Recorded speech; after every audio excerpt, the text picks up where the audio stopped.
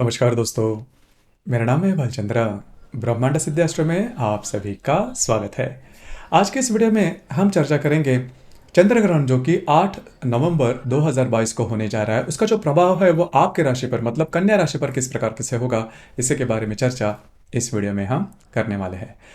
अब ये जो ग्रहण है जो कि 8 नवंबर को होने जा रहा है, यह चंद्र ग्रहण है और खग्रास पद्धति का चंद्र ग्रहण है। वह एशिया, ऑस्ट्रेलिया, पूर्व अमेरिका, दक्षिण अमेरिका, यह जो खंड है इसमें देखा जाएगा। इसका जो सूतक है वो आपको सूर्योदय से लेकर सूर्यास्त तक पालना होगा। उसी प्रकार जो वृद्ध अशक्त गृहिणी है, वृद्ध अशक्त या फिर गर्भवती जो महिला है, उनके लिए सुबह 11 से लेकर शाम मतलब सूर्यास्त तक का समय उसमें आपको जो सूतक है वो पालना होगा। उसी प्रकार सूर्यास्त के बाद स्नान, देव पूजा, श्राद्ध, जप, होम, दान यह आप कर सकते हो। खास करके गर्भवती महिलाओं के बारे में अगर कहा जाए तो इन दिनों में बाहर ही नहीं, इस दिनों में मतलब जो ग्रहण का जो दिन है उस पर बाहर ही नहीं निकलना। अगर निकलना है तो सूर्य की तरफ सीधे सीधे नहीं देखना, उसके जो कुछ विपरीत परिणाम हैं वो आपको मिल सकते हैं। तो ये बात हुई ग्रहण के बारे में जनरल में। अब आपकी राशि के लिए मतलब कन्या राशि के बारे में अगर कहा जाए तो आपने इसके पहले एक और ग्रहण जो है उसका अनुभव किया होगा। दिनांक 25 अक्टूबर को तब थी लक्ष्मी पूजन, मतलब दिवाली का लक्ष्मी पूजन तब था। अब ये जो है वो चंद्र ग्रहण है।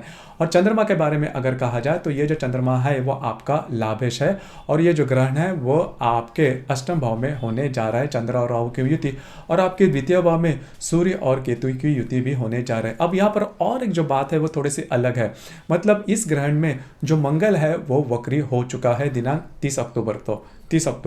तो इसके जो परिणाम है उसके बारे में हमने स्वतंत्र वीडियो अपलोड किए हैं। इस वीडियो के अंत में उसकी जो लिंक है वो भी दी जाएगी। तो इसी वजह से मतलब मंगल भी वक्रीय है और जो ग्रहण है वो भी होने जा रहा है, इसलिए ये जो ग्रहण है थोड़ा सा महत्वपूर्ण है। जैसे मैंने कहा कि आपके द्वितीय भाव में सूर्य केतु की युति होने जा रही है और आपके अष्टम भाव में चंद्र और राहु की युति होने जा रहा है, और उसमें जो मंगल है वो वक्री भी है आपके दशम भाव में। तो यहाँ पर आपको स्वयं के स्वास्थ्य के बारे में बहुत ही ध्यान देना होगा। स्वास्थ्य के बारे में प्रॉब्लम या कॉम्प्लिकेशन आपको आ सकते हैं। अगर आप स्वास्थ्य के बारे में किसी भी व्याधि से अगर पीड़ित हो, अगर आपकी कोई मेडिकल हिस्ट्री है तो उसके संदर्भ में कुछ अनुभव या फिर उसके संदर्भ में कुछ सिग्नल संकेत आपको मिल सकते हैं। आपको इन चीज़ों पर ध्यान देना बहुत ही ज़्यादा आवश्यक होगा, क्योंकि जो कॉम्प्लिकेशंस है वो आपके लिए ज़्यादा बढ़ सकते हैं। उसी प्रकार इन दिनों में आप किसी भी प्रकार के महत्वपूर्ण जो इन्वेस्टमेंट है वो नहीं करना। कई दफ़ा होता है कि चिट फंड कंपनी में हम इन्वेस्टमेंट करते हैं, थोड़े से रिस्क लेके इन्वेस्टमेंट करते हैं, तो उस प्रकार की जो बातें हैं वो बिल्कुल भी नहीं करना। अगर करते हो तो खासे प्रॉब्लम में आ सकते हो।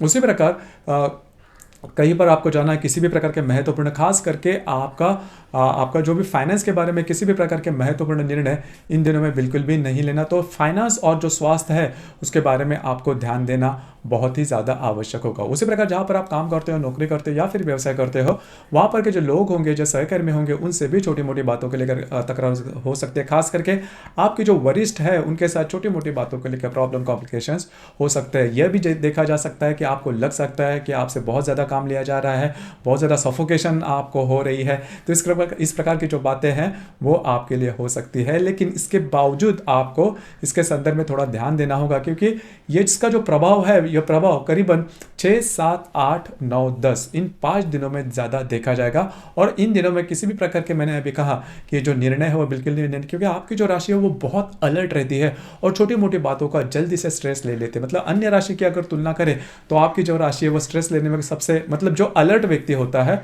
वो बहुत ज़्यादा सोचता है, और बहुत ज़्यादा सोचने की वजह से ही जो व्यक्ति होते हैं वो अलर्ट होते हैं। हालांकि ये जो बात काफ़ी अच्छी होती है, लेकिन बहुत ज़्यादा अगर सोच विचार करते हो तो स्ट्रेस ज़्यादा आने की संभावना है। सिर्फ बॉटम लाइन यही है कि आपको, जो मैंने कहा, पैसे के मामले में, आपके इन्वेस्टमेंट के मामले में या फिर खर्चे के मामले में या फिर आपको अपने स्वास्थ्य के बारे में इन दिनों में ध्यान देना आवश्यक है। हालांकि आप जो रोज़मर्रा के काम हैं वो कर सकते हो, उसमें कोई प्रॉब्लम या किसी प्रकार की दिक्कत आपको नहीं आएगी। सिर्फ थोड़ा सा जो अलर्टनेस है वो दिखाइए, लेकिन अलर्टनेस इतना भी ना हो कि आप स्ट्रेस में ज़्यादा जाओ।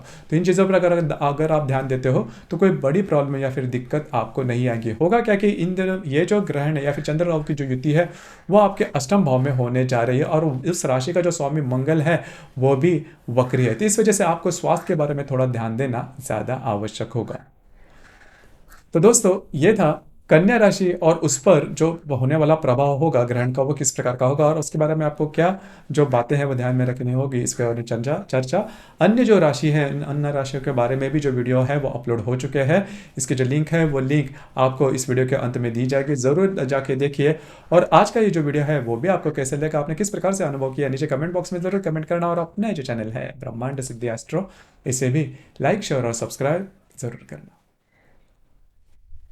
धन्यवाद।